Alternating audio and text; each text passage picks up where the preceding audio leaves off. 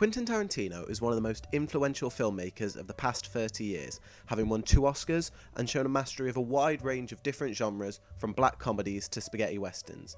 It might come as a surprise then to some of you at home that this mogul plans to hang up his boots after his next film, having stated some time ago that he would only direct 10 films. Named for Burt Reynolds' character in Gunsmoke, Quentin Jerome Tarantino was born in Knoxville, Tennessee on the 27th of March 1963. The only child of Connie Pender and Tony Tarantino, an actor and producer, you might think that Quentin was quite literally born into the industry. The two parents, however, divorced not long after Tarantino's birth, and at the age of 3, him and Connie would move to LA, where his mother married musician Curtis Zastapil not long after they arrived. Zastapil encouraged young Tarantino's love of movies and would often accompany him to see films he would otherwise be too young to attend. Despite his decent relationship with Tarantino, though, the same could not be said between Connie and Curtis, who would divorce in 1973. Soon after, Pender was misdiagnosed with Hodgkin's lymphoma, and so fearing for her health, sent Quentin to live with his grandparents in Tennessee, although it would only be a year before he was back in California. It was during his high school years that Tarantino first stepped into the dramatic world, participating in several community theatre performances over the summer of 1978, his only enjoyment allowed by his mother after he was grounded for shoplifting the novel The Switch by Elmer Leonard.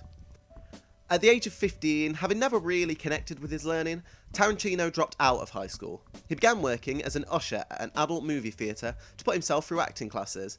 And yes, to you Gen Zers out there, adult movie theatres used to be a thing. Throughout the 80s, Tarantino worked several bit jobs, including working as a recruiter for the aerospace industries and as a clerk at a video rental store in Manhattan Beach, California. Former Buffy the Vampire Slayer actor Danny Strong described Quentin as the biggest movie buff he knew. Supposedly, Tarantino had an encyclopedic knowledge of movies and would always try and get friends to watch obscure films. It took until 1986 for Tarantino to get his first Hollywood job, although it was a far stretch from the stardom he would later achieve. He worked with Roger Avery as a production assistant on Dolph Lundgren's exercise video Maximum Potential, a job which sounds somewhat fancy, but mostly included cleaning dog muck out of the car park they were filming in, so Dolph didn't get it on his trainers. Later that year, he'd get some screen time, appearing as an Elvis impersonator in an episode of The Golden Girls.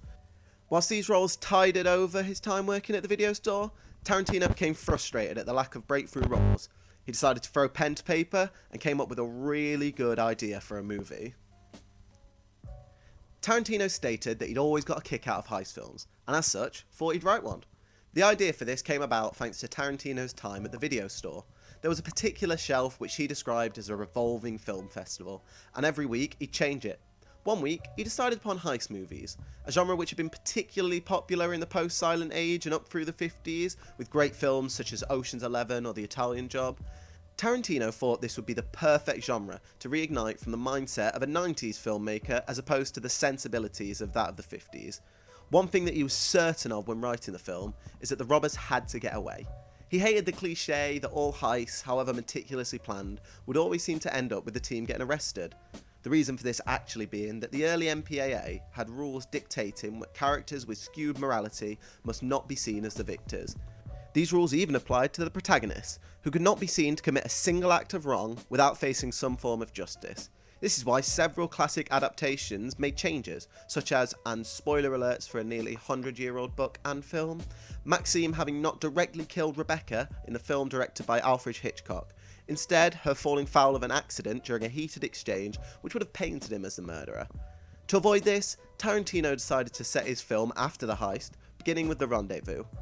This way, half the film wasn't spent slowly building up, and you didn't have to sit expecting the ending. Armed with a set of felt tips and a notebook, as in the man's own words, you can't write poetry on a computer, Tarantino bashed out the script to Reservoir Dogs in just 3 weeks. Using the money from residual checks earned from reruns of his Golden Girls appearance, Tarantino had scraped together about $30,000 and armed with a 16mm camera, set about making his masterpiece.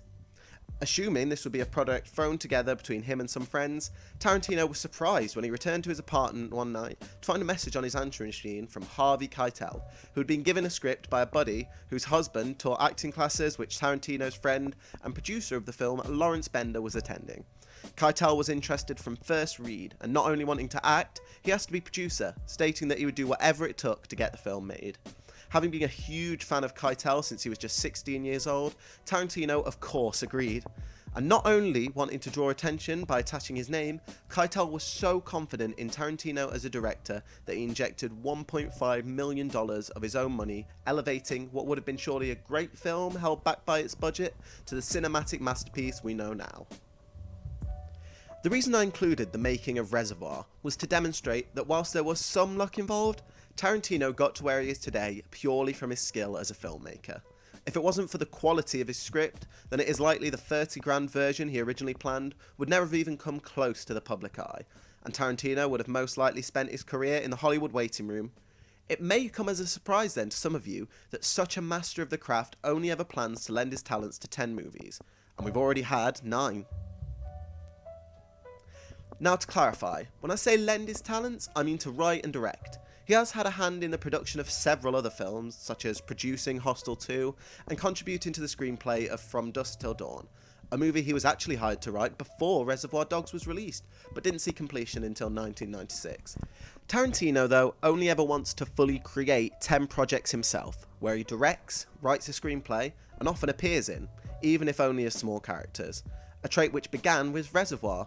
Given he initially planned on starring in the feature to save money, however once Keitel entered the fray, he decided it would be better to step back and just play Mr. Brown, a still important but much less prominent role. The idea to cap his number of releases may have been on Tarantino's mind for a while, but he didn't reveal it publicly until production had begun on The Hateful Eight, ironically his 8th project. In interviews at the time, Tarantino stated that he only planned on being at the helm of 10 productions in his career. His reasoning for this is that he believes there is a limit to how much he can offer to the world of theatrical movies, and after the stellar career he had up to that point, he did not want to release a film which would tarnish his perfect streak. He believes a director's quality would only diminish as their career goes on, and rather than wait for what he believes to be his inevitable decline, he preferred to go out on his own terms. Now some of you out there may be counting up your Tarantino films and think he's already done 10. However, it should be noted Kill Bill Volume 1 and 2 are counted as one large project, or at least that's what Tarantino thinks.